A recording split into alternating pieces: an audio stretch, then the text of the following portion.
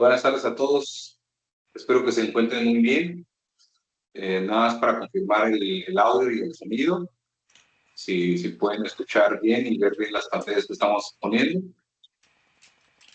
Y les doy la bienvenida a este taller de Face Array que tenemos como parte de, digamos que la educación continua o este programa que tratamos de dar educación continua a todos los técnicos a través del canal de NT.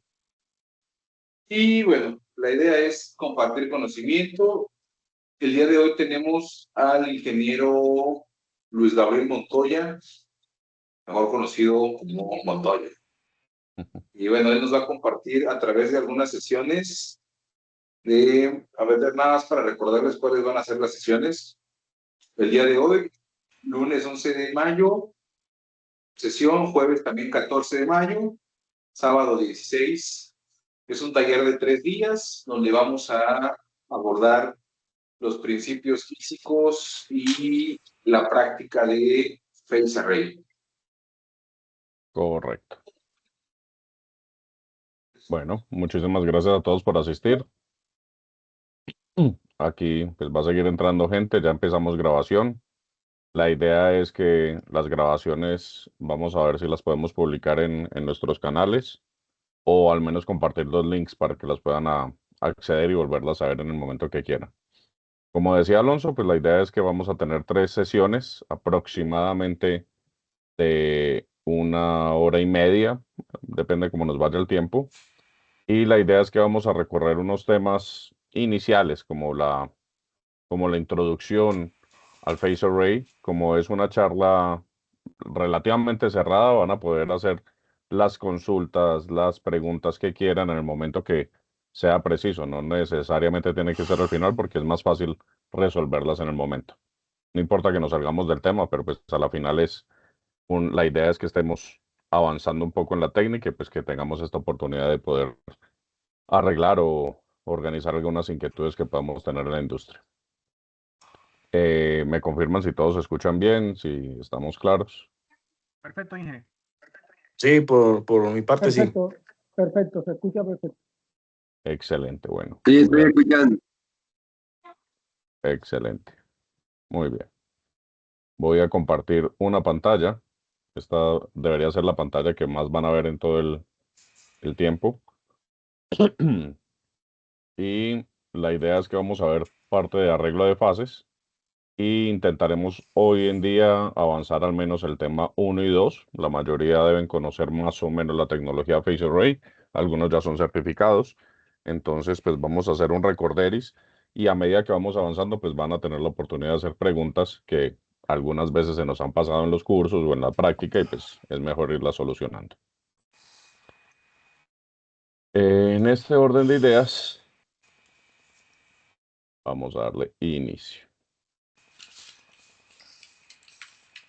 Como pues todos saben, la tecnología o la técnica del Face Array se llama así principalmente, no es porque sean palpadores multielementos, ni porque sea un ultrasonido diferente al ultrasonido mal llamado convencional. Esto es una técnica que se basa en una metodología en donde por medio de múltiples cristales vamos a utilizar la ley de sumatoria de ondas y poder hacer un arreglo que va en fase. Por eso se llama arreglo de fases.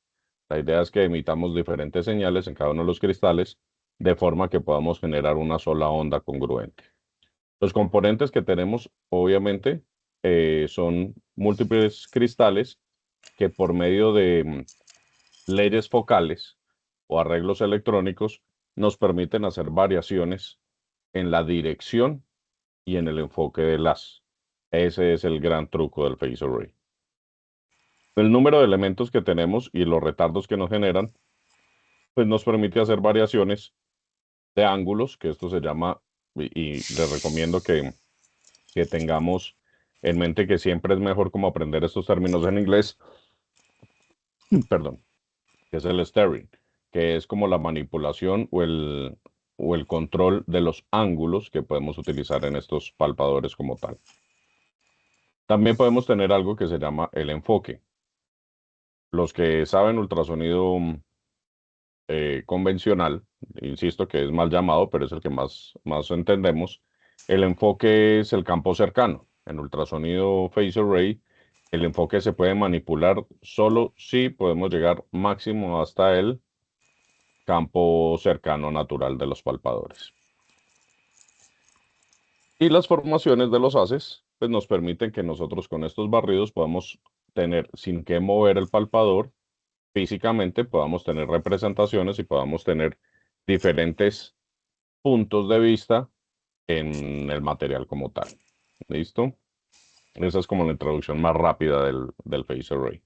Es la posibilidad de manipular la dirección y el enfoque del haz ultrasónico en diferentes puntos, donde vamos a tener visualizaciones A-scan, como un ultrasonido normal. Vamos a tener el que es más común, el que más representa el phase array, que sería el S-scan. ¿Listo? Dentro de los palpadores de arreglo de fase, tenemos los transductores, que están normalmente fabricados por múltiples elementos que se asemejan al ultrasonido estándar. Esta sí es la palabra correcta a utilizar. Me gustaría que de ahora en adelante empezáramos a utilizarlo así. La diferencia del ultrasonido entre esta técnica, que es el phase array, y la ultrasonido de estándar, es que uno es monocristal o on focus, sin enfoque, y el ultrasonido phase array es multielemento o con enfoques electrónicos. Esa es la gran diferencia del uno al otro.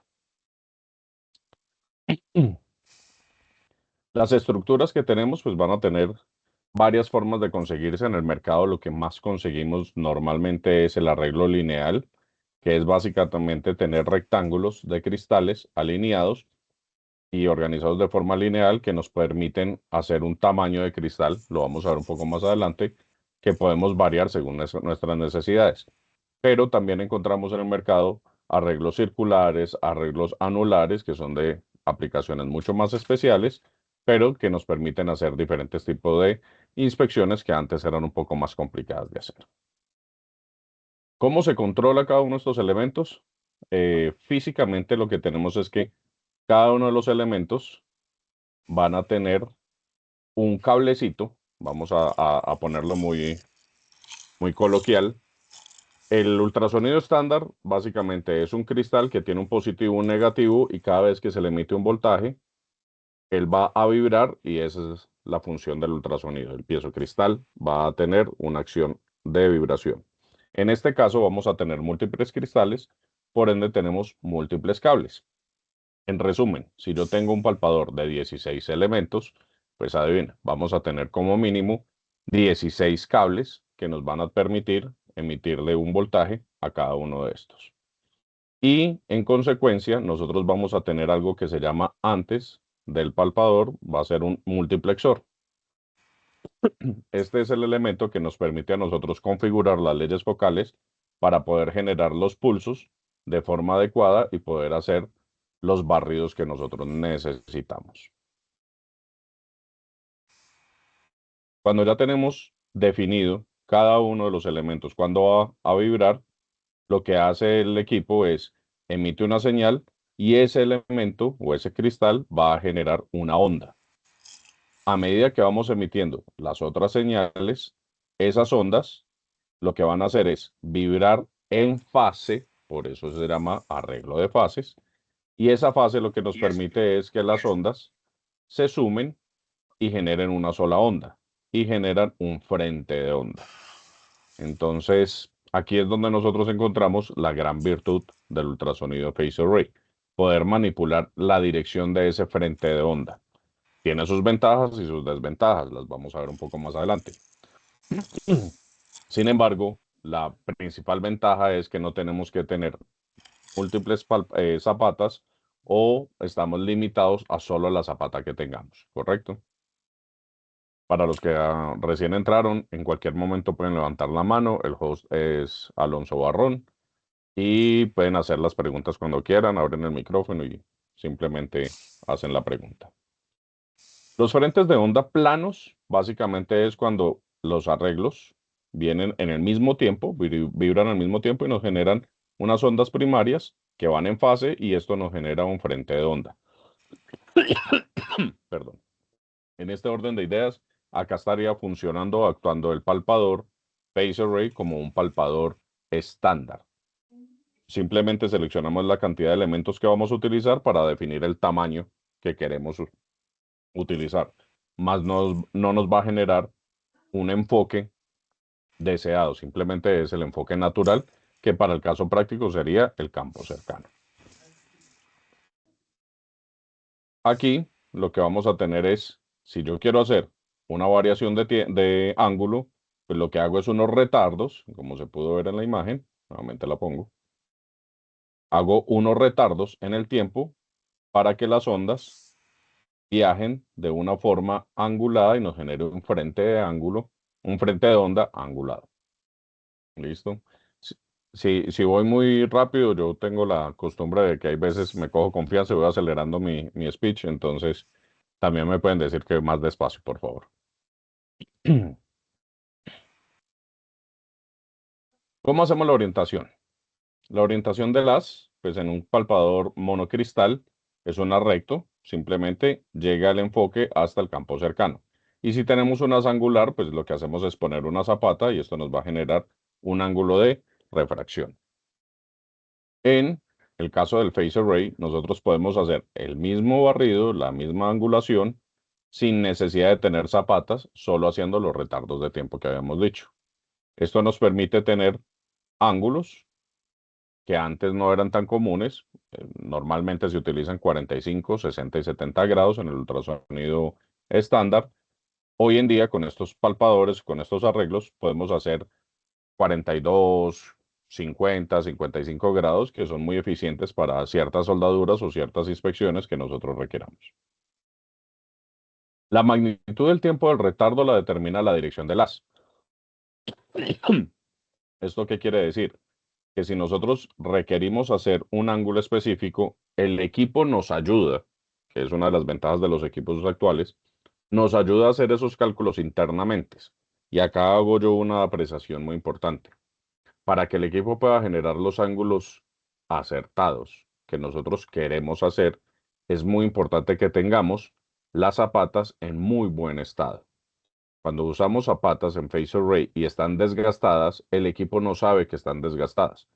Por ende, tenemos dos métodos para hacer los cálculos. Una, cambiando las dimensiones de la zapata internamente en el equipo, según su desgaste, o procurar no desgastar las zapatas, que sería lo mejor, porque es una mala concepción decir que las zapatas son son artículos que se desgastan y se cambian. No es que sean caras, simplemente es garantizar la confiabilidad de las que estamos utilizando y para poder hacer esto debemos tener las zapatas en buen estado. Como venía diciendo los retardos, pues nosotros podemos manipular los ángulos a nuestro gusto y él lo único que hace es que si yo cambio el ángulo aquí, pues él va a cambiar el retardo del tiempo en cada uno de los pulsadores para generar un frente de onda. Podemos hacerlo. Muchos dirían que como quisiéramos, pero hay ciertos límites físicos y es muy importante, parte de este taller es hacerle conciencia a todos los inspectores que la física de la onda del ultrasonido no se ha cambiado acá. No estamos cambiando la física del ultrasonido. Estamos simplemente manipulando electrónicamente ciertos límites a los que podemos llegar con el ultrasonido. ¿Qué quiere decir esto? Que yo no puedo tampoco exigir el equipo a que me haga ondas de ángulos exageradamente inclinados o agudos en ciertos palpadores porque esto me va a generar ciertos problemas. Si yo lo hago muy angulado, digámoslo así, nos va a generar algo también que se llaman lóbulos y unos ecos fantasmas y bueno, ciertas complicaciones que más adelante podríamos ver, pero es recomendable utilizar ángulos que estén dentro de los límites del palpador o de la zapata, para que lo tengan claro y si quieren anotarlo para que lo tengan presente.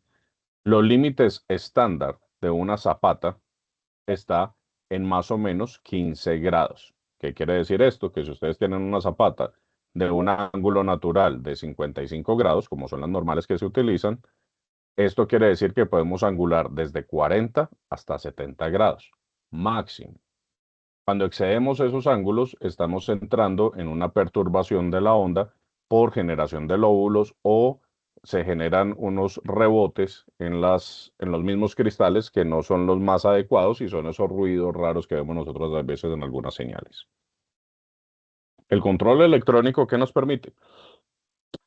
Que con un solo palpador nosotros podamos generar haces ultrasónicos en diferentes puntos de la soldadura con un solo palpador sin necesidad de movernos físicamente.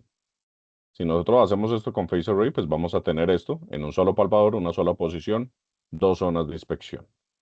Pero si lo hiciéramos con ultrasonido convencional, pues vamos a necesitar 2, 3, 4 o 5 palpadores para poder inspeccionar la misma cantidad de soldadura.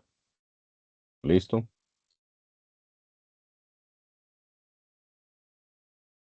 Otro punto importante que tiene el ultrasonido Phasor Ray es la capacidad de enfocar. Y acá quiero ser muy enfático en algo que nosotros comúnmente generamos errores en la inspección.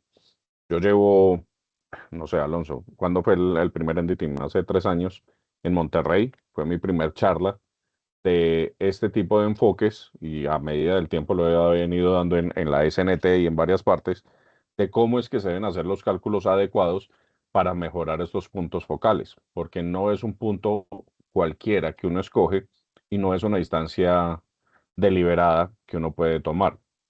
Lo primero que debe tener en cuenta una persona es que el punto focal en un ultrasonido estándar se hacía por medio del campo cercano y lo podíamos modificar por medio de lentes o zapatas que tenían curvaturas y nos permitían hacer unos enfoques en diferentes puntos. En la técnica del Phasor Ray, nosotros podemos manipular estos enfoques por medio de retardos nuevamente, pero tiene límites. ¿Cuál creen ustedes que va a ser el límite máximo que puede llegar un enfoque de un equipo ultrasonido Phasor Ray? ¿Cuál es el límite físico?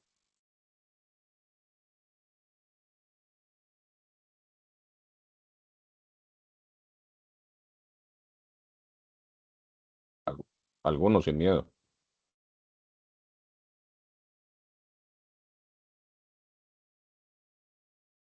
John, Sería Cristóbal, Luis. 90 grados, no. No, estamos hablando de distancia. Como puedes ver acá en la imagen, tenemos un punto focal y yo podría modificar esa distancia, que es como donde yo necesito la mayor cantidad de energía del lazo ultrasónico. ¿Hasta campo dónde crees que cercano. hasta dónde puedes creer? Exactamente, Luis. Hasta el campo campo cercano de la configuración que nosotros tenemos. Ese es nuestro límite máximo a donde nosotros podemos enfocar. Este es el campo cercano. Si tuviéramos un palpador convencional, este es el campo cercano. Aquí tenemos un palpador Phasor Ray. Es el mismo campo cercano con el mismo tamaño de cristal. Lo único que nosotros podemos es manipular el enfoque o la distancia focal. Hasta ahí sería el máximo que puede llegar. De ahí para atrás, todo lo que necesites. Tiene sus consecuencias, tiene sus ventajas y tiene sus desventajas. Pero hay que tener en cuenta que yo no puedo enfocar más allá del campo cercano debido a la misma física de la onda. ¿Qué quiere decir? Que nosotros podemos hacer enfoques antes del campo cercano, donde vamos a tener mayor cantidad de energía puntual, pero también nos va a cambiar algo que se llama la divergencia. Y con esto vamos a perder energía rápidamente. En las técnicas de arreglo de fase se generan haces focalizados en cualquier profundidad dentro del campo cercano, como le dice aquí, entonces nosotros podemos modificar esto, lo que venimos diciendo hace rato. Para la recepción, antiguamente también se utilizaban ciertos cristales para que la onda que viajaba llegaba hasta el punto de enfoque y podía volver con la mayor cantidad de energía posible.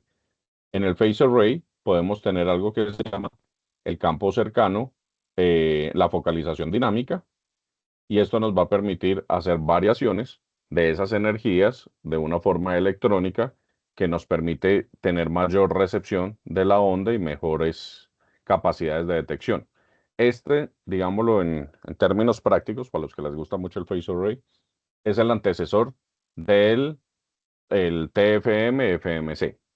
El Total Focus Method nos permite tener la mayor energía o la mayor información de energía de cada uno de los puntos, y lo que hace el equipo es graficarnos el mejor punto. En este caso, lo que hacía el equipo era emitir varias ondas con diferentes enfoques de recepción, y el que nos diera la mejor señal era el que nos daba la imagen en el equipo. La tecnología pues nos permite hacer barridos. Estos barridos que nos dan la ventaja, que no es solo un haz ultrasónico que estamos utilizando, sino que podemos hacer o emitir varios haces.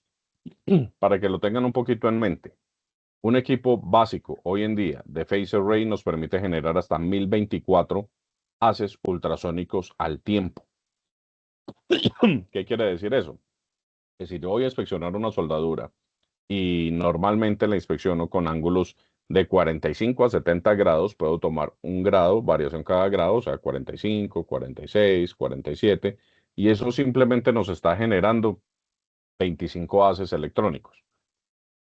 Para 1024 que puede hacer el equipo, no lo estamos exigiendo en lo más mínimo. Entonces, esa es la ventaja, una de las ventajas que tiene el phased array. Nosotros podemos hacer traslación, que es un barrido lineal, el mismo enfoque, al mismo ángulo. Podemos hacer sectoriales, que son sin mover el palpador, hacer un barrido angular, y podemos tener traslación y rotación. Se la recomiendo mucho para la inspección de soldaduras. Es poco usada normalmente, pero es el que se llama compuesto o el que se llama combinado, y este nos permite hacer un mayor cubrimiento de la soldadura, mayores áreas con con palpadores y zapatas un poco más pequeñas. El phased array nos permite hacer barridos electrónicos de esta forma, que nos permiten adquirir todo el volumen de la soldadura en un solo instante, y si lo podemos complementar con un codificador o un encoder, pues esto nos va a permitir tener un registro de toda una soldadura simplemente con hacer un desplazamiento lineal del palpador.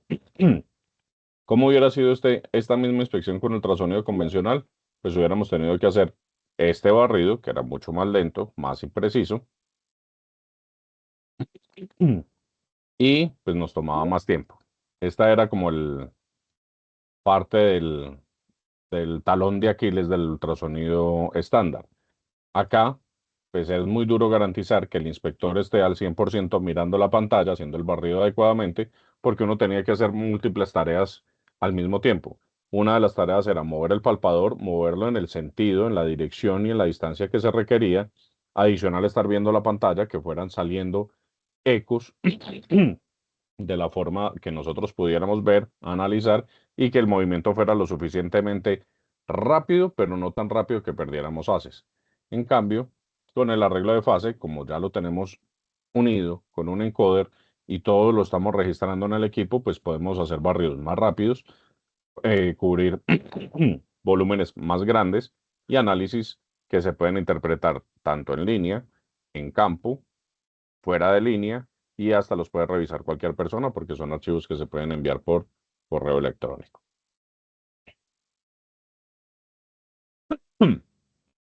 Con esta cantidad de información que podemos manejar, ya podemos también utilizar diferentes visualizaciones. Entonces, hay que tener en cuenta, y muy claro, deben ser en esto, que no existe el ultrasonido A-scan, no existe el ultrasonido B-scan, no son ultrasonidos. Esos son visualizaciones, las formas en las que nosotros podemos tener los datos en una imagen. Es por esto que muchas veces la gente necesita o pide que le hagamos ultrasonido scan C, y pues está mal dicho. Sería una mala aplicación del concepto técnico. Lo que necesitamos es un mapeo de corrosión, y la vista que vamos a utilizar es un C-scan o scan C en español. ¿Ya? Entonces, acá lo que vamos a tener es la visualización A-scan, es la más básica, la que tienen que tener todos los equipos de ultrasonido. entiendan que nosotros no somos ultrasonidistas. La traducción o la forma correcta de llamarnos somos ecógrafos. Nosotros lo que hacemos es ver gráficas de ecos que vienen obviamente de una onda ultrasónica y lo que hacemos es analizar esa información que viene de la onda. El B-scan básicamente es una interpretación, perdón, me devuelvo acá un poquito. Las líneas o los ejes que utiliza el A-scan es tiempo de vuelo de la onda y tenemos una altura de pantalla que es la cantidad de energía que nos emite esa onda. El B-scan cambia un poquito las escalas, entonces tenemos en el eje Y, tenemos profundidad o distancia, y en el eje X vamos a tener un recorrido en la distancia. Ese recorrido va a ser este plano de acá, es como si nosotros moviéramos este palpador en esta forma, y lo que vamos a tener una sección transversal de este plano. Y el C o el D, en cualquiera de los dos casos, se puede ver de la misma forma, y este es el que es lo que llamamos vista de techo. Esta vista de techo nos va a dar es un área superficial, tanto ancho como largo, y los colores los asemejamos a la altura o profundidad, depende cómo esté configurado el equipo. Puede ser altura del eco o la profundidad que nos esté dando y la podemos representar en colores. ¿Ya?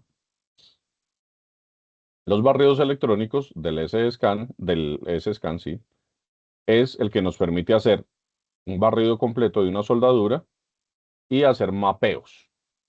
El mapeo es, obviamente, viene del anglo mapping y es una imagen general de una superficie. Por eso nosotros tenemos mapas globales y todo. Entonces esto por eso se llama mapping. ¿Ya? Por eso viene la palabra y es lo que nosotros podemos utilizar para inspeccionar una soldadura en general.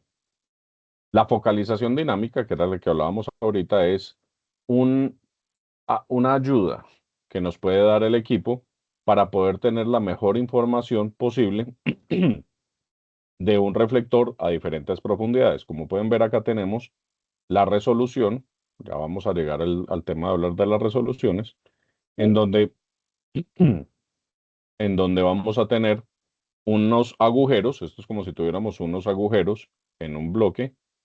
Y como pueden ver, no en todas las partes se va a ver la misma imagen. Asuman o entiendan que esto debería verse todo de la misma forma. Es un agujerito del mismo tamaño, solo cambia la profundidad. Cuando yo activo la focalización dinámica, el equipo nos va a permitir ver un poco mejor o de una forma más detallada cada uno de los reflectores. Y esto lo hace por medio de electrónica. No manipula las. Simplemente está haciendo múltiples disparos a diferentes profundidades el enfoque y lo que hace es devolvernos la mejor imagen de esas señales, filtrando las otras y dándonos este resultado. Entonces, acá es una de las ventajas. Si tuviéramos ultrasonido convencional o estándar, pues vamos a tener pérdida de información en diferentes puntos que nos van a dar ecos, morfologías de ecos mucho más anchas. Cuando tenemos la focalización dinámica, pues vamos a tener mejor resolución o mejor morfología del haz.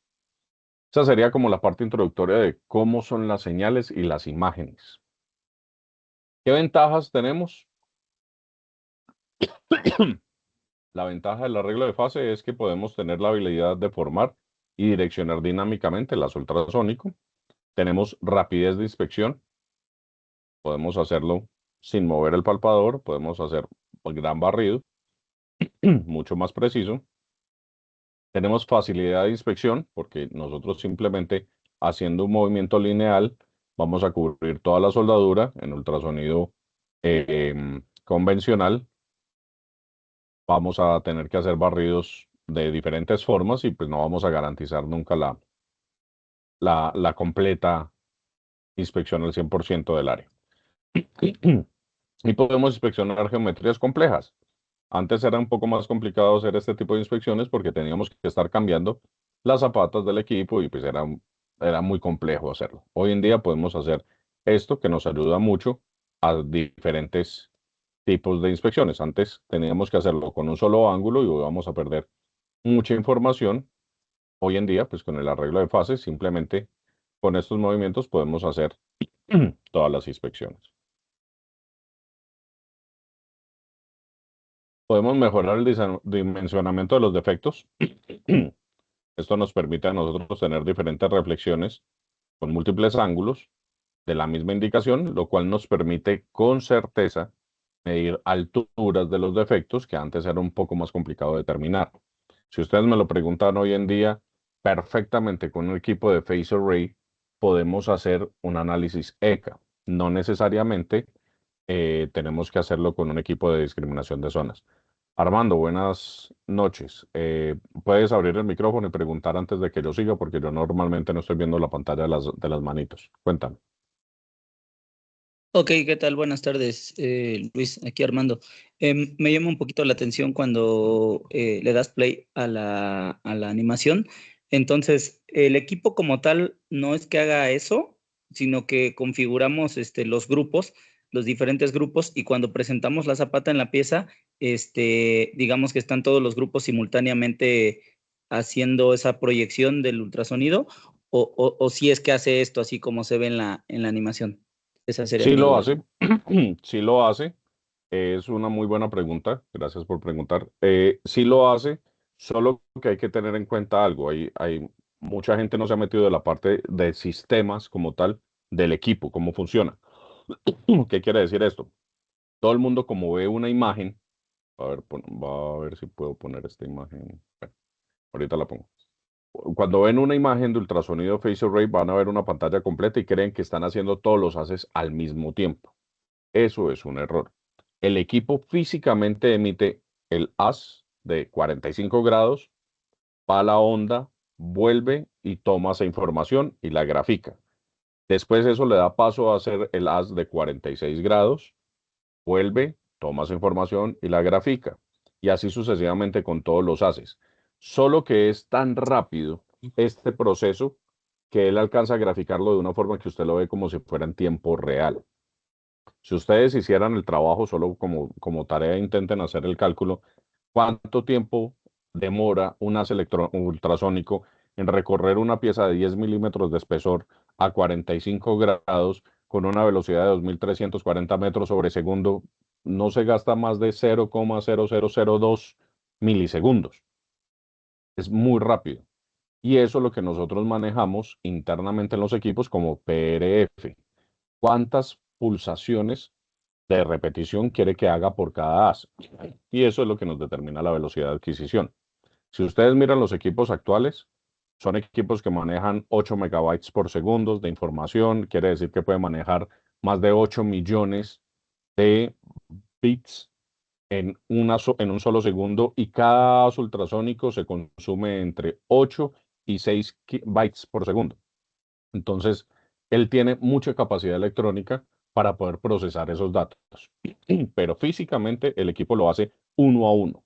Y la imagen que nosotros recogemos es como en tiempo real. ¿Listo? Recuerden que nosotros para poder ver una imagen en vivo tiene que estar mínimo en 24 cuadros por segundo. O sea que usted ¿qué requiere? Que él haga esto 24 veces en un segundo para usted verlo como en tiempo real. Que el equipo es muy capaz de hacerlo. ¿Sí contesté la Oh, pregunta?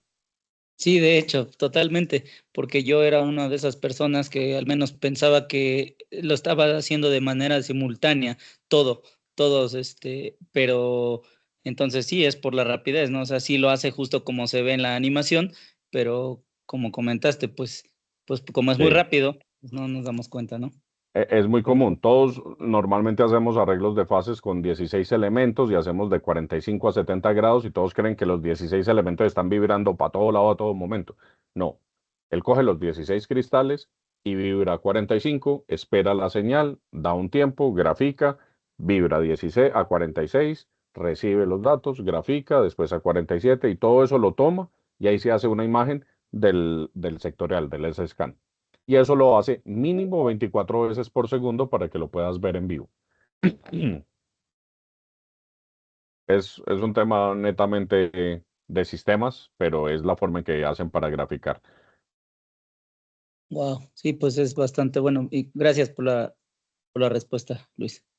Para eso estamos. Una ventaja que podríamos tener con un equipo Phase Array, un palpador Phase Array, es que podemos hacer este tipo de inspecciones con palpadores especiales, donde podríamos tener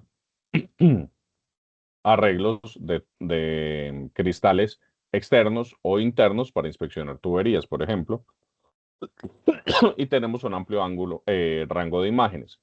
¿Cómo podemos generar estas imágenes? Pues básicamente, como tenemos la información de tiempo de vuelo, tenemos la información del material, pues nosotros podemos hacer proyecciones de estas imágenes y ponerlas en ciertas gráficas.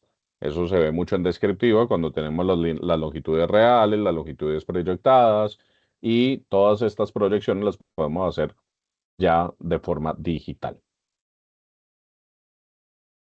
¿Listo? ¿Qué desventaja creen que puede tener el Phase Array, aparte de que es costoso los equipos y que son más complejos? Dígame alguien qué otra desventaja podríamos tener. Hay una desventaja contra el ultrasonido estándar que mucha gente ha dejado de tener en cuenta, y a nosotros los inspectores nos ha puesto en desventaja en el momento de decir si tenemos grieta o no tenemos grieta. Intenten acordarse qué tipo de movimientos hacemos nosotros con el ultrasonido estándar para poder determinar que tenemos un poro o tenemos una grieta. Nosotros, cuando identificamos esas indicaciones, vamos a hacer ciertos movimientos. ¿Qué movimiento no podemos hacer nosotros con el Phase Array cuando lo tenemos en un escáner adquiriendo datos de forma continua? Normalmente no se podría hacer un movimiento como hacia los lados, sino como que es lineal. Ok, como hacemos el movimiento lineal, perdimos lo que se llama orbitación o el cabeceo. Esa orbitación y cabeceo nos permitía a nosotros ver el juego específico de los picos cuando tenemos grieta, o determinar exactamente el tamaño de un poro. Entonces sí tenemos una desventaja hoy en día con el Phase Array de determinar ese tipo de indicaciones, sumado a que como tenemos tantas ayudas electrónicas, a todos nos gusta ver las imágenes muy bonitas. Por ende, activamos el video filter, los filtros de video, le ponemos que le ponga menos cantidad de puntos a las pantallas, y eso nos hace perder información. Mi recomendación es: dejen lo más puro posible el AESCAN. Quítele los filtros de video, ponga la mayor cantidad de puntos posibles para generar el AESCAN, de forma que usted pueda ver de una forma más congruente cómo va la morfología del haz, porque por más que esto sea electrónico, todas las gráficas que hace, no podemos dejar de inspeccionar el AESCAN, que es la principal información que nosotros utilizamos para cualquier determinación de qué tipo de efectos estamos manejando. ¿Listo? Bueno, eso sería el primer pedacito que estábamos hablando hoy. Vamos a hablar de las estructuras de los palpadores.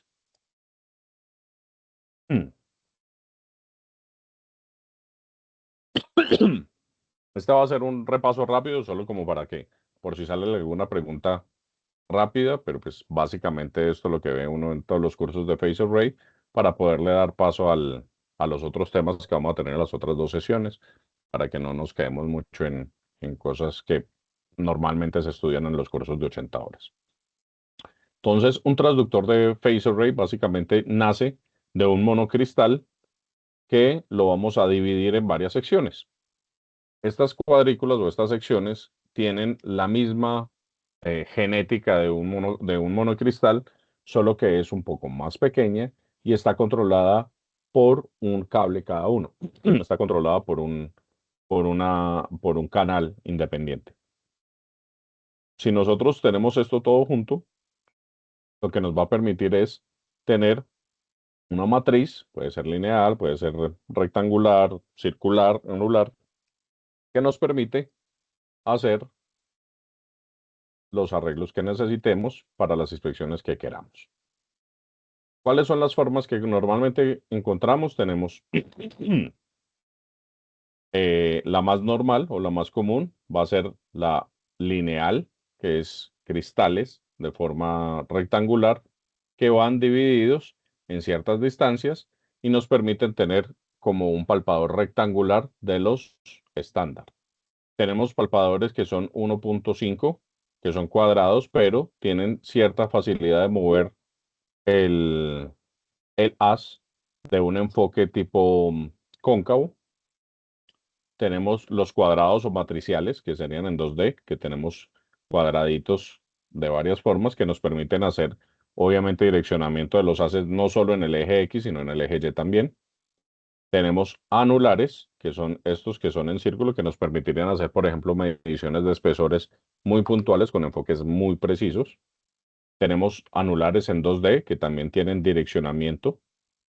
Y el circular, que nos va a permitir hacer las inspecciones en diferentes direcciones en forma cónica. ¿Ya? Cada uno tiene su ventaja, cada uno tiene su desventaja. Obviamente los que no son lineales son costosísimos, pero pues cada uno, para los trabajos que hagan, pues van a tener su mejor aplicación.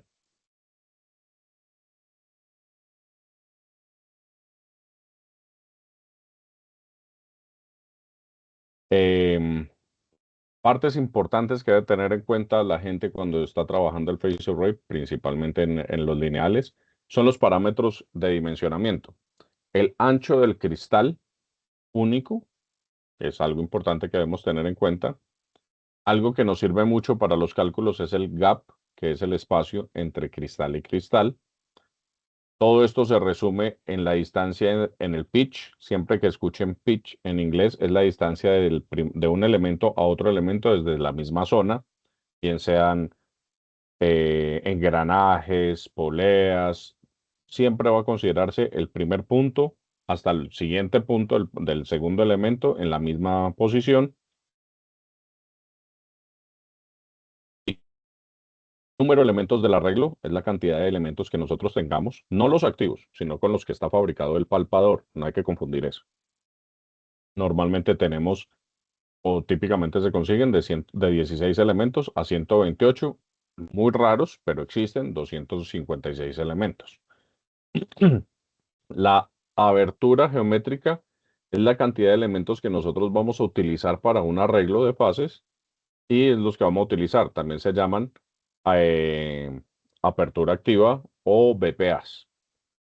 Y la elevación, que es algo que a muchos se nos olvida y veces utilizar, es la altura del palpador del cristal que no podemos modificar.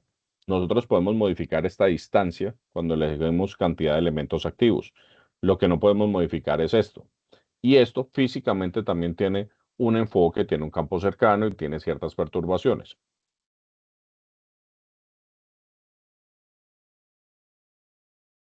Cuando tenemos definidos los parámetros, con esa información es que el equipo puede hacer los cálculos necesarios para hacer tanto las leyes focales como los arreglos, los barridos y todo lo necesario.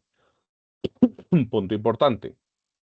Si nosotros tenemos claros los parámetros que estamos utilizando, el número total de elementos por el pitch, vamos a tener algo que se llama el área del palpador. Y esa es el área que nosotros utilizamos para la fórmula de campo cercano y es la que nos va a dar el límite máximo de enfoque con esa configuración. Por eso, no siempre lo mejor es utilizar 16 elementos, si el equipo permite 16, o si tiene un equipo de 32, utilizar los 32 elementos. Uno debe utilizar la cantidad de elementos eficientes para tener la mejor resolución. Más adelante vamos a ver, creo que en la segunda sesión, vamos a ver exactamente lo que es resolución axial, resolución espacial, que es lo que nos permite a nosotros ver claramente un defecto o una indicación. Porque nada más complicado en ultrasonido cuando vemos un eco que no tiene una morfología clara y no nos permite determinar claramente si es una falta de fusión, una falta de penetración, un socavado, y es como la parte donde más nos castigan a los inspectores. Los inspectores normalmente intentamos decir qué tipo de indicación es la que estamos viendo y siempre estamos en tela de juicio. O le hacen radiografía, o le hacen líquidos, o al reparador, y abren y meten y hacen mil cosas para poderle decir a uno, no, es que usted dijo que era falta de penetración y no era falta de penetración, era una falta de fusión. Definitivo, sí había una indicación. Los criterios de aceptación y rechazo a nosotros nos permiten rechazar, así nos equivoquemos de la morfología de la indicación, pues estamos dentro del código. Pero, pues si nos intentan cuestionar como la habilidad de nosotros de decir claramente qué tipo de indicación es. Si no tenemos configurada adecuadamente la resolución espacial y axial del equipo, pues vamos a tener dificultades para hacerlo claramente. Aquí en este curso la idea es que podamos mejorar un poquito esa técnica y podamos mejorar esa agudeza. Yo como explico normalmente esa agudeza, es como cuando ustedes tienen un reflector y lo prenden y ven en la pared que se ve una imagen, ustedes ven la imagen, ven unas letras, pero no las definen claramente. Ustedes tienen que mover la posición del proyector, algunas inclinaciones y el enfoque para poder ver claramente. Entonces, eso es lo que nosotros vamos a buscar con estos arreglos. En los parámetros de ajuste, pues obviamente nosotros tenemos formas de arreglar eso en el equipo. Cuando los ponemos, pues ponemos toda esta información y pues ahí es el equipo ya coge esa información para poder hacer todos sus arreglos internos. Por eso les digo, hay que tener mucho cuidado cuando hagamos esto para que cuando la información la tenga el equipo haga una configuración electrónica adecuada. Él no tiene forma de saber si usted lo que puso de información o esos datos que introduce están bien o están mal. Algunos tienen autodetectores, pero no necesariamente quiere decir que están bien. Es mejor que los verifiquen, que ustedes estén muy claros que la información que está utilizando el equipo para generar todos los haces, pues sea la adecuada y la correcta. ¿Qué es un transductor virtual? Es cuando nosotros seleccionamos ya la cantidad de elementos activos, la configuración, y ese es el que se va a llamar el palpador virtual o transductor virtual. Es el grupo activo. Ese grupo activo nos permite generar a nosotros todo lo que necesitamos para la onda electrónica. Acá podemos tener de dónde arrancan, de dónde inicia las, cuántos vamos a coger, si 5, si 6, si queremos que esté separado solo de a uno. Esto todo es lo que puede hacer el equipo para poder generar una onda ultrasónica. ¿Ya? Entonces hay que tener en cuenta, mucha gente se equivoca en esto. Si el equipo dice que puede utilizar 12 elementos, el palpador que compran es de 12 elementos, todos procuran o intentan utilizar los 12 elementos siempre para todo. Eso es básicamente decir que compró un Ferrari para solo utilizar la silla del copiloto. Ustedes compran un palpador de 16 elementos, no para utilizar los 16 elementos a toda hora, sino para poder jugar con esos 16 elementos a su necesidad. ¿Qué quiere decir esto? Que si yo quiero inspeccionar un material muy delgado, una configuración muy especial, con 8 elementos es más que suficiente. Si yo utilizo un palpador de 16 elementos, el haz ultrasónico va a ser ancho. Pero si utilizo 8 elementos, va a ser más angosto, lo cual me va a permitir un haz un poco más coherente en su forma de viajar y de diverger. Acá se nos ha olvidado mucho de que nosotros manipulando el enfoque vamos a manipular la divergencia. Más adelante vamos a ver cómo cambia esos conos, para que se acuerden un poquito, y cuál va a ser la ventaja de tener o grandes elementos o pocos elementos, o tener pitch grande o pitch pequeño, y ahí empezamos a seleccionar la cantidad de elementos y los palpadores que vamos a utilizar en nuestras vidas. Cuando ya hablamos de la apertura del palpador virtual, pues tenemos formulitas que nos ayudan a calcular esos tamaños que se van a convertir en la cantidad o el palpador o el cristal que antes se llamaba estándar, que es el que nos permite calcular a nosotros lo que es el campo cercano, que va a ser nuestro límite del enfoque. Entonces acá tenemos una fórmula, no es necesario sabérsela, no es necesario aprendérsela de memoria. Esto nos permite a nosotros simplemente tener una gran visualización de cuál es el área del cristal. Si ustedes ven la fórmula de campo cercano, es el área que cubre el haz inicialmente sobre la longitud de onda, 4 veces la longitud de onda. Esto es lo que nosotros necesitamos para poder hacer esos cálculos. Si yo utilizo algo muy grande, pues el campo cercano es mucho más lejos. Si lo utilizo pequeño, va a ser más pequeño. Tampoco es necesario aprenderse la memoria porque es algo que cae como de la lógica. Esto está definido por la cantidad de elementos que tenés activos, menos 1, porque siempre se le resta la distancia, y tenemos la distancia del pitch, que es el paso de este, y eso nos va a dar el ancho, perdón, el largo del palpador activo. Y tenemos una apertura pasiva. Esa no la podemos cambiar. Esa siempre va a estar presente. Si ustedes ven los libros de phase array, van a ver que cuando tenemos un rectángulo, la onda no solo baja de forma lateral, sino de forma transversal. Entonces tenemos dos enfoques. Un enfoque que es el enfoque pasivo y un enfoque que es el activo, para que lo tengan en cuenta. Eso también nos genera ciertos inconvenientes en algunas inspecciones muy especiales, por ejemplo, el ultrasonido automático, donde tenemos discriminaciones de zonas y nos llevan a hacer evaluaciones de ECA y tenemos que contemplar esos enfoques pasivos para no cometer errores en el dimensionamiento de las alturas de las indicaciones. También tenemos zapatas. Estas zapatas nos permiten, antes de que se me olvide, en el chat les voy a poner un forms para que diligencien por favor la asistencia. La idea es que los que cumplan las tres charlitas o los 3 talleres que vamos a hacer, pues les vamos a emitir un certificado de asistencia del ND Team de esta charla como tal, para que por favor estén ahí pendientes de diligenciarla. Ahora mismo Bien. les comparto el link. Por el chat. Yo ya lo puse ahí en el chat. Ah, Tiene vale. solo un requisito.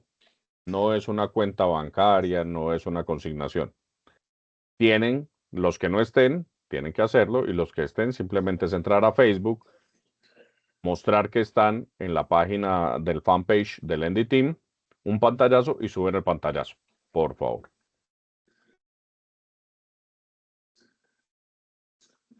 Ok, listo. Entonces seguimos. Las zapatas cumplen la misma función que la zapata de un ultrasonido estándar, pero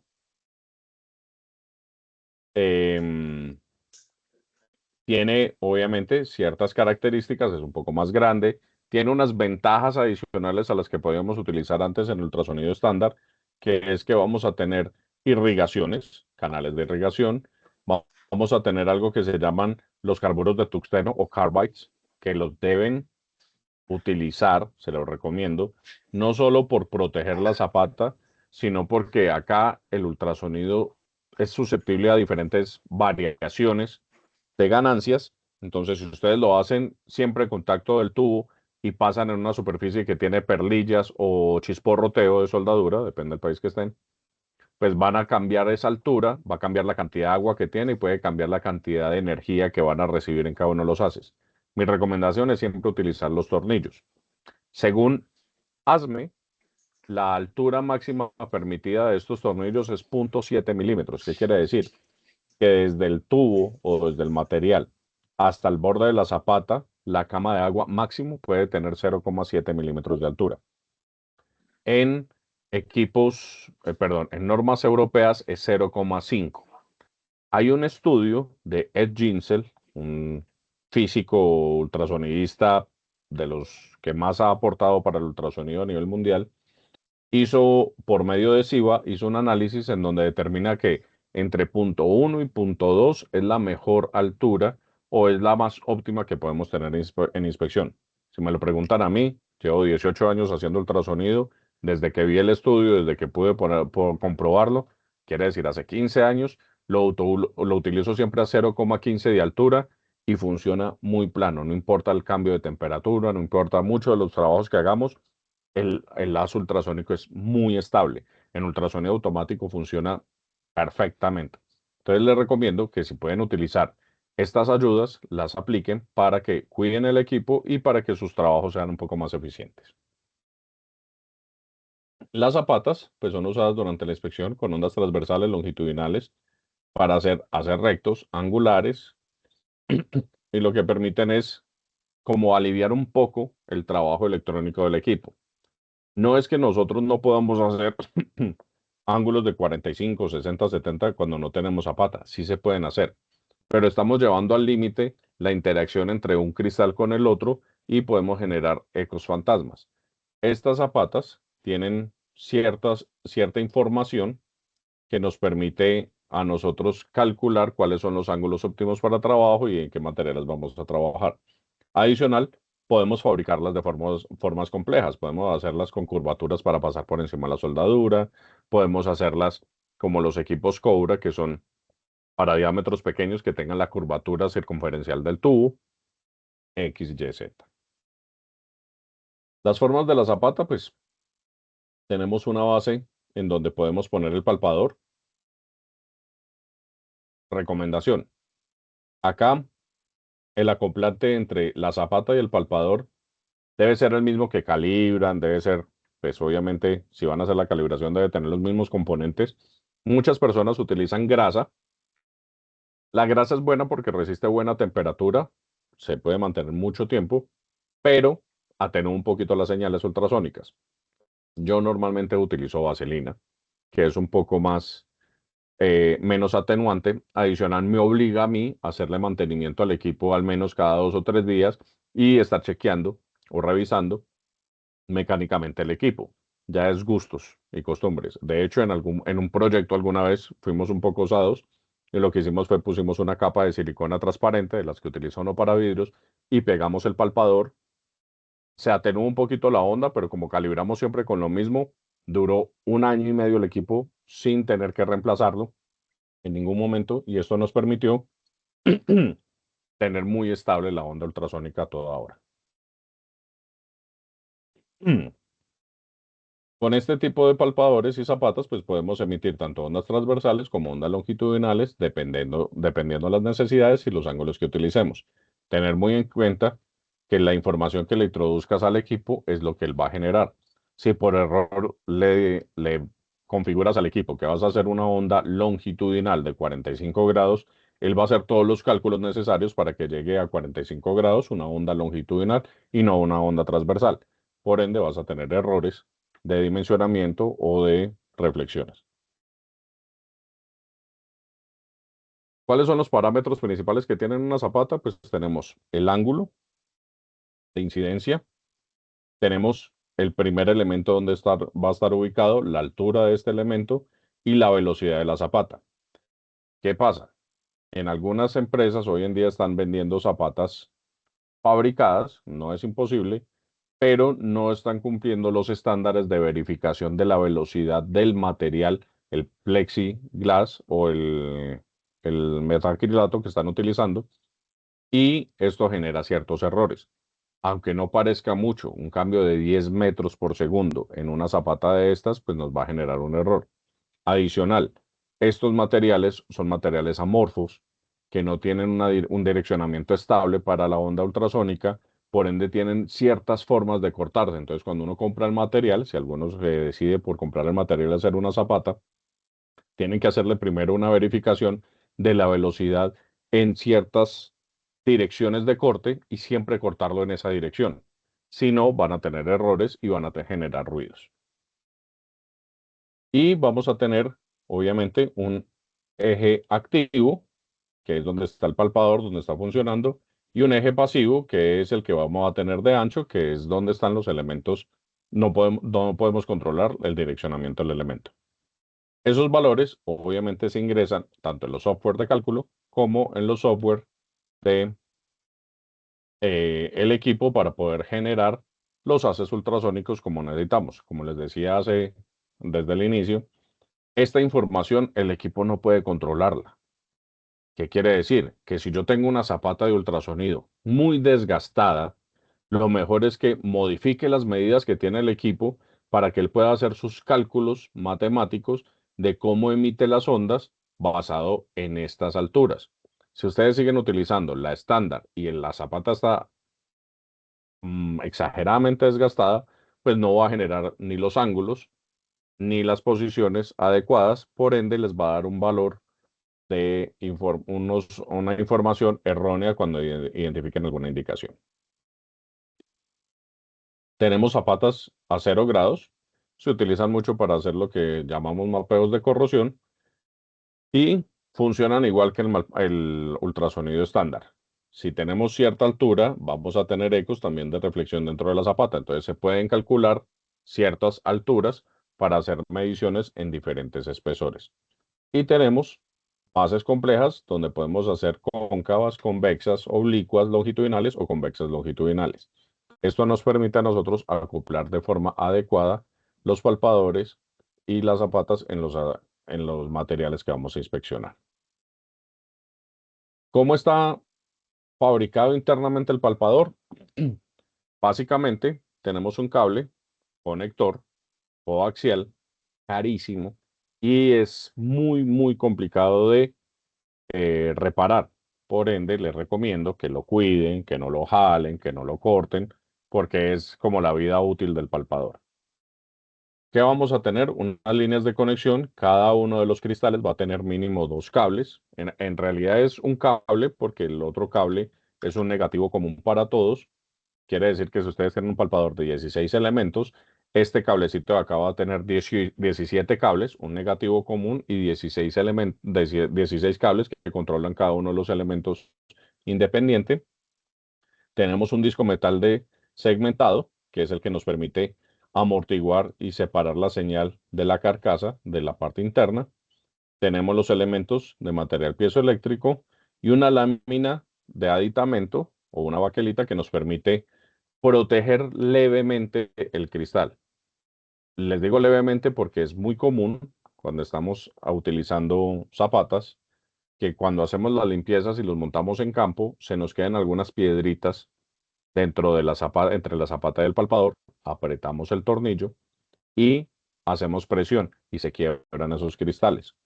Si ustedes no saben o todavía no se han puesto a investigar de cómo se generan las frecuencias en un material piezoeléctrico, según el espesor del material, es que se generan las frecuencias. Entonces, si tenemos 10 MHz, es un material muy delgado. Uno de 5 MHz mide el doble del de 10, va a resistir un poco más. Entonces, entre más frecuencia tenga el palpador, es más delicado. Ahí es donde entramos que golpearlo o ponerle una piedrita o algo así nos va a generar ciertos daños. ¿Cómo vamos hasta ahí? ¿Qué pregunta creen que pueden tener? Todo muy bien, Inge. Bueno, muchísimas gracias. Bueno, la idea de este taller era avanzar como mínimo en estos dos. Creo que me ha rendido. Voy a avanzar con el del principio de trabajo para ver un poco las leyes focales, cómo funcionan y hacer un poco más de énfasis en la parte de las resoluciones en el próximo taller. Entonces, ¿cómo se forman los haces? Vamos a avanzar principalmente. Ya habíamos dicho desde el inicio que vamos a tener 2 puntos de referencia, generan unas ondas y esas ondas en su máxima energía se van a sumar la una con la otra, generando algunas ondas. Por eso se llama arreglo de fases. Como pueden ver, los 2 puntos van a generar las vibraciones y cuando esas ondas van en fase, o sea, si una va positiva con la otra positiva, se suman, porque la positiva y negativa se resta, es la teoría de sumatoria, nos va a permitir generar un frente de onda. Cada uno de esos puntos que son congruentes generan ondas en fase. De ahí viene el nombre phase array, ondas en fase. Y eso nos permite a nosotros tener múltiples ondas opuestas y congruentes que nos van a dar una onda relativamente limpia. ¿Qué quiere decir esto? Que él, a medida que va haciendo el avance del frente de onda, las ondas opuestas van a limpiar un poco esta onda y nos va a permitir solo tener el lóbulo central y los lóbulos laterales que no nos afectan si los manejamos bien y seleccionamos el palpador adecuadamente. ¿Qué quiere decir? Que si yo tengo una variación en las fases, pues esto es lo que va a pasar. nosotros tenemos que tener las ondas en fase, la onda 1 y la onda 2, para tener la máxima energía resultante y permitir hacer un frente adecuado. Si no lo pongo puesto, lo que va a pasar es que se van a anular, perdón. De acá viene el nombre arreglo de fase. Muy importante, de ahora en adelante, si alguno va a sentirse orgulloso de ser del Endy Team, pues ahora sí le preguntan, ¿por qué el phase array es diferente al ultrasonido estándar? Básicamente es porque podemos generar ondas en fase y permitir generar direcciones hacia donde necesitemos. La emisión sincrónica es lo que nosotros utilizamos para poder generar esto, y esta es la línea de interferencia constructiva. Las verdes. Las rojitas son destructivas, que nos van a limpiar un poco la onda. Cuando tenemos ondas asincrónicas, lo que va a pasar es que cuando se junten los puntos, vamos a tener el direccionamiento. Solo el equipo puede permitirse hacer esto. Básicamente es por el análisis que hace de tiempo, retardo de tiempo, leyes focales, para poder saber en qué momento vibrar cada uno de los elementos y hacer que las ondas vayan en fase. La posición de los puntos de interferencia dependen del retardo inicial, y esto es lo que nos va a permitir a nosotros hacer esto. Pero como pueden ver, lo que va viajando en el material no es solo una onda. Es un error de nosotros pensar que todo es muy limpio, que todo es muy plano. No, el equipo tiene muchas ayudas electrónicas para poder emitir esto. ¿Ya?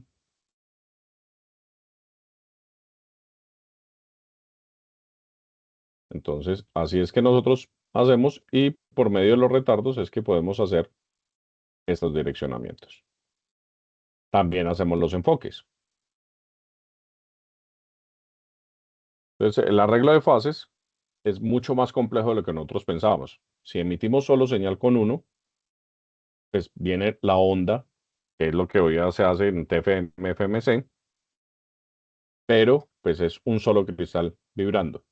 Cuando hacemos vibrar múltiples cristales, se vienen los frentes de onda con un resultado de una interferencia constructiva. Y esa es la que nosotros utilizamos para hacer las inspecciones. También tenemos los retardos angulados, que nos generan una onda angulada, puede ser lineal, y pues obviamente si nosotros hacemos retrasos de tiempo, vamos a tener no solo la dirección, sino que también podríamos hacer el enfoque. Ahorita vamos a ver que el retardo lineal, la angulación es un retardo lineal y los enfoques son parabólicos.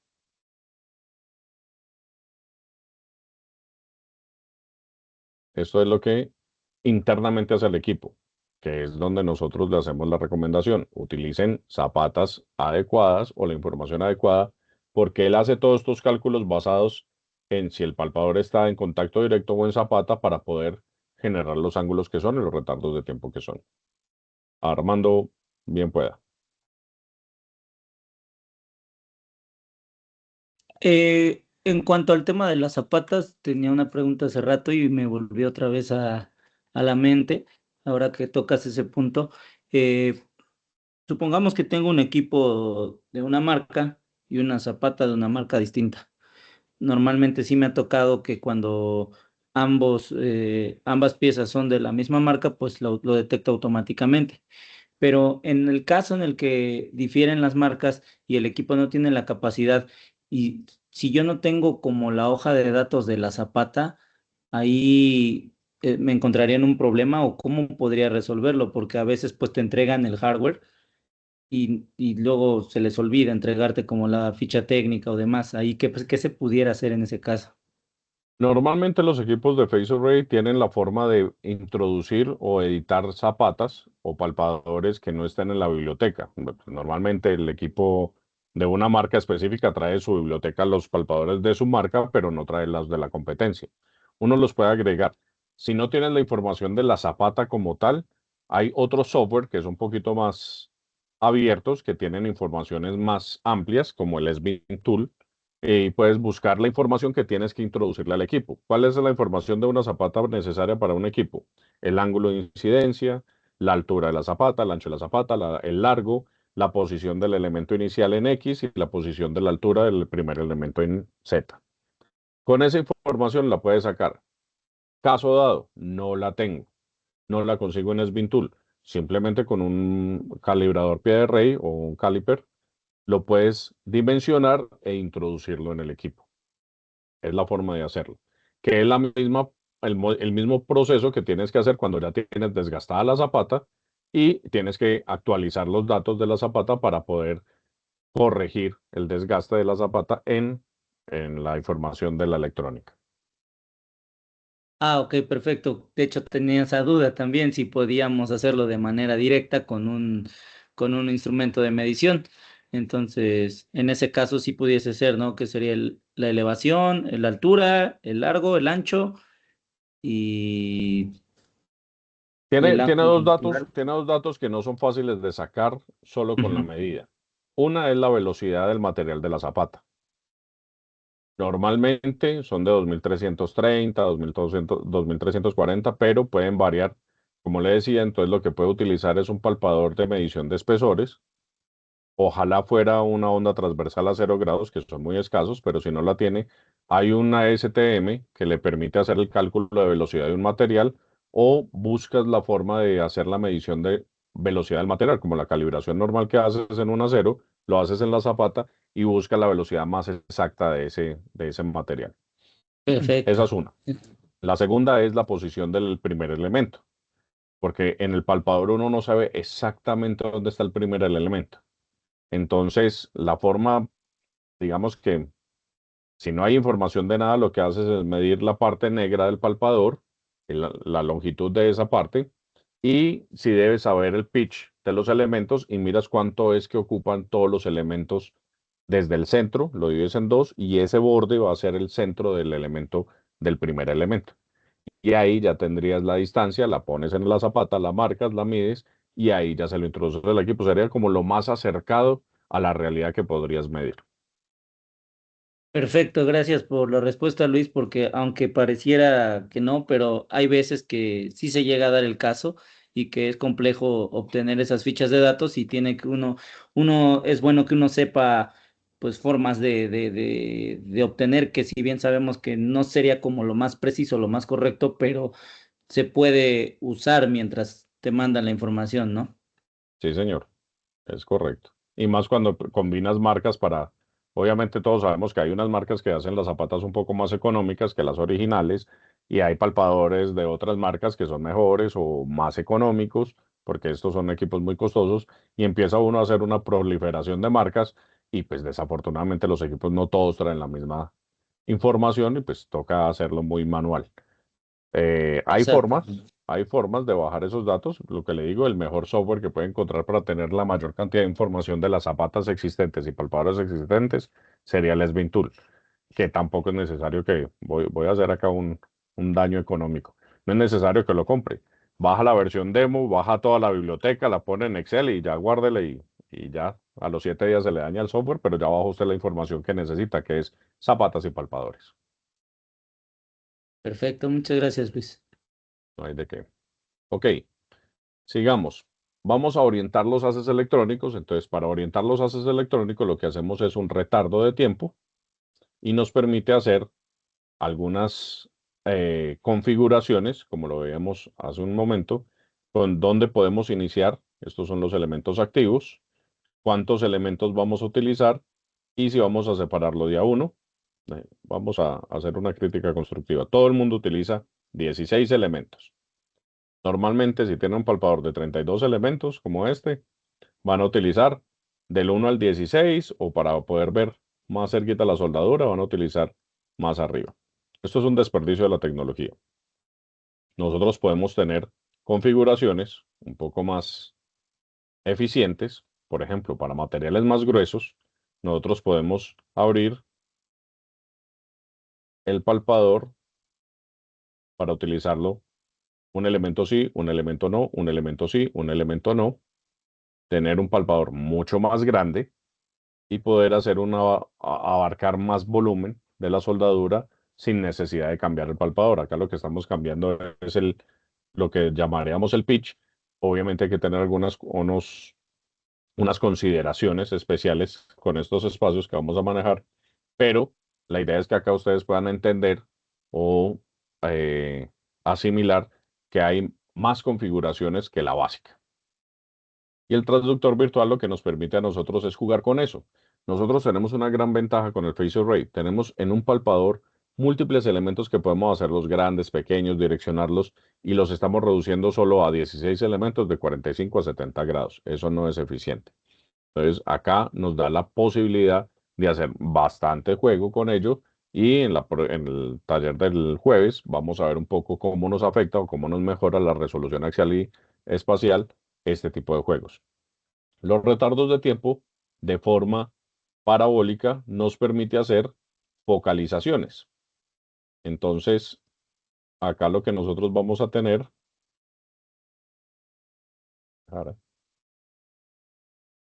es tener ángulos y enfoques. Puedo cambiar el ángulo. Podemos cambiar los ángulos que necesitemos. Y deberíamos poder cambiar el enfoque. Y no falta que cuando uno necesita falla. Pero podemos cambiar la profundidad de este punto cambiando la forma parabólica de esto. ¿Qué quiere decir? Que cuando yo le digo a un equipo que haga un haz electrónico, un haz ultrasónico a 31 grados, a 30 grados, sin enfoque va a ser así, y con enfoque va a sumar eso más el enfoque del haz ultrasónico. Esto nos permite tener mayor energía en un punto, eso se llama el punto focal, que lo vamos a ver en la próxima sesión. Las leyes focales obviamente nos permiten variar varias cosas, tener diferentes puntos de apertura, direccionamientos, enfoques, y esto nos va a hacer que tengamos la sumatoria de todo, nos va a generar un frente de onda así. En muchas leyes focales, pues vamos a tener haces constantes, rectos o lineales. A la pregunta de Juan Guillermo, ¿en DTeam en qué red social está? ¿En cuál no estamos? Estamos en LinkedIn, estamos en Facebook. En Facebook simplemente pone buscar en DTeam y ahí está el grupo del fanpage. Tenemos la cuadrática, que sería la de enfoques, más focalizado. Y esto obviamente lo que nos va a permitir es que si sumamos la cuadrática con la lineal, nos va a permitir tener un frente de onda no solo angular, sino que focalizado, que es una de las grandes ventajas que tiene el Phasor Array. Una ley focal constante nos permite tener estas configuraciones donde tenemos ondas primarias y elementos pulsados simultáneos, y tenemos posiciones de retardos, tenemos tiempos, tenemos todo lo que el equipo necesita para poder hacer ese haz ultrasónico. Esto lo que hace es que envuelve la onda de la forma primaria y nos genera un haz ultrasónico. ¿Sí? Cuando tenemos un haz generado por un monocristal o un on-focus, el haz viene simplemente así. Vibra todo el cristal y viaja. Eso es lo que nosotros pensamos. En realidad, cuando esto pasa, físicamente cada una de las moléculas del piezocristal está funcionando como si fuera un cristal múltiple de Phasor Array. Pero él cuando ya sale sincronizado. En cambio, en el Phasor Array lo que tenemos que hacerlo es sincronizarlo para que pueda emitir el mismo frente de onda. Las leyes focales lineales tienen una variación constante de tiempo, y lo que nos hace es hacer los frentes de onda de forma angulada. Básicamente, como para que lo entiendan un poquito rápido, esto tiene una matemática un poco más compleja en la parte de atrás, electrónica. Es que si nosotros vamos a hacer una angulación acá, ejemplo, de 20 grados, pues la inclinación del retardo en términos de tiempo de retardo debería ser de 20 grados si hiciéramos la gráfica de esto, para poder generar esto así. ¿Correcto? Y un efecto similar es el que tienen los sistemas convencionales de que simplemente ponemos una zapata de 20 grados, el mismo ejemplo que estamos utilizando, y viene enfrente de onda. Esas son las semejanzas que tiene cada uno de los haces ultrasónicos. La habilidad de ajustar la cantidad de haces, pues esto nos permite en la medición de ángulos. Nosotros podemos variar los ángulos a nuestra necesidad. Y lo que nos hace es que tenemos el retardo del tiempo. El cambio del retardo del tiempo es el paso del palpador, ¿sí? Multiplicado por el ángulo de que nosotros necesitamos el haz ultrasónico y la velocidad de la onda. Eso es lo que nos determina a nosotros esto. Básicamente estamos incluyendo algo que sería la ley de Snell para poder hacer el cálculo del retardo. ¿Ya? La fórmula obviamente nos permite revelar cómo vamos a hacer estas variaciones y cómo son los cálculos internos que hace el equipo. A mí me gusta mucho explicar cómo funciona la física y la matemática del equipo internamente, porque así nosotros vamos a entender cómo la manipulamos de una forma más adecuada. Y cuando el retardo se hace horizontal, o sea, caso límite, la ley focal va de forma lineal constante y se pierde la inclinación de la recta. ¿Listo? Señores, 7:30. Llegamos hasta la mitad del capítulo de principios de trabajo. Por si a mí se me olvida dónde arrancar en la próxima sesión, acabamos. ¿Qué comentarios tienen hasta hoy de este primer taller que estamos lanzando de el ND Team, de la parte teórica?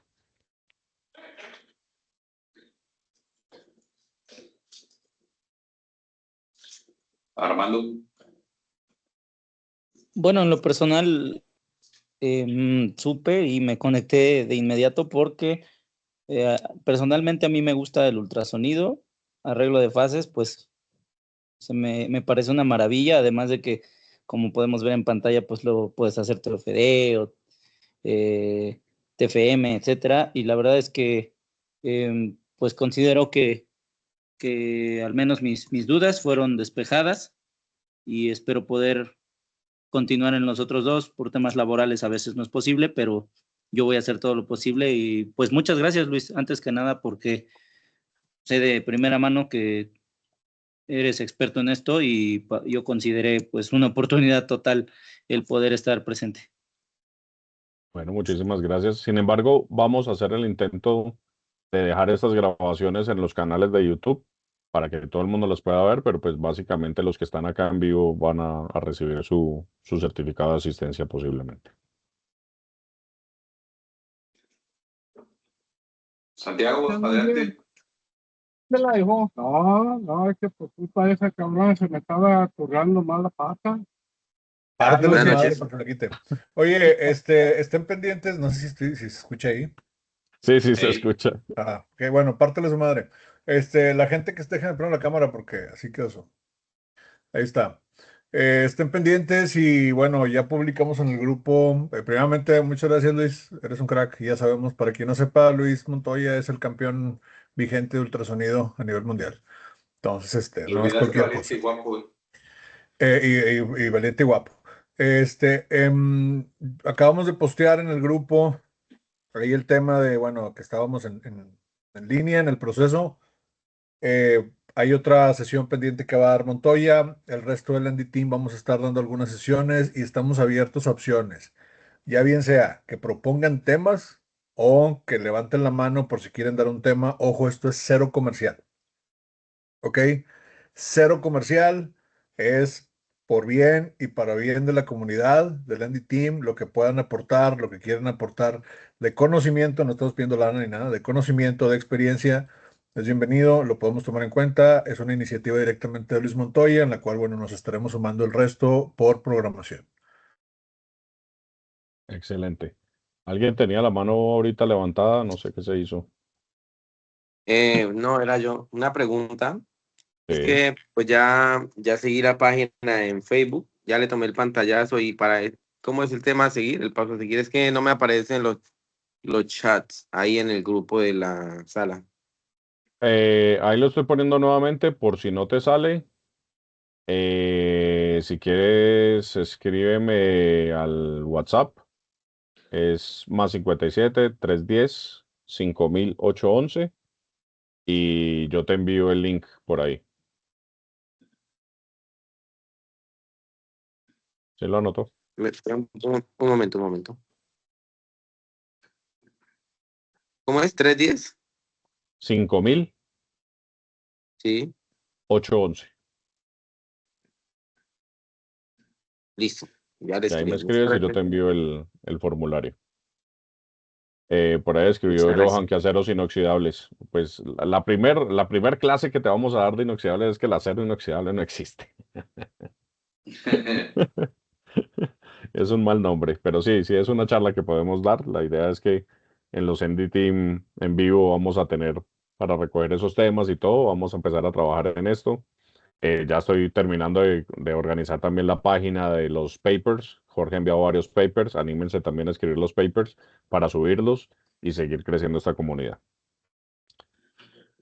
La Yo idea es creo que elevar de el los temas tema. más ¿Qué dijo? importantes que se puede tratar es las diferentes configuraciones y criterios de aceptación dependiendo de las normas más comunes que se usan. Ese es un buen tema. Muy buen tema, sí, señor. Ahí lo tendremos en cuenta, claro que sí. Propongan en el grupo porque tampoco es como que estemos anotando ahorita los temas que nos pongan. Sí, la secretaria no entró. Sí. Me voy a acordar de quién chingados me dijo. Sigan también las redes del grupo, la sección, bueno, ahí se los puse, la sección de México City de ASNT. Estamos lanzando la sección de ASNT para profesionales, la gente que sea miembro de ASNT puede unirse a la sección y bueno, formar parte activamente de esto, ser considerados para nominaciones, ser considerados para becas, para apoyos, etcétera, por parte de la sección. Y también el capítulo de AMP, la Asociación para la Protección y el Desempeño de Materiales, que es el Monterrey Chapter. Ambos están, no sé cómo traducir powered, pues son auspiciados, Powerade, como que potenciados, impulsado. puede ser por el ND Team. Entonces, ASNT Mexico City Section y AMP Monterrey Chapter, si nos siguen por ahí, también estamos somos los mismos a final de cuentas, ¿ok? Listo, señores. Bueno, ha sido un placer. No nos extendamos más porque ya eso cobran por Vamos a minuto. llegar todos. Entonces, nada, voy a parar la grabación. Denme un Sí. momentico por aquí. Bueno, Luis, muchas gracias Luis y muchas gracias a todos por Muchas gracias.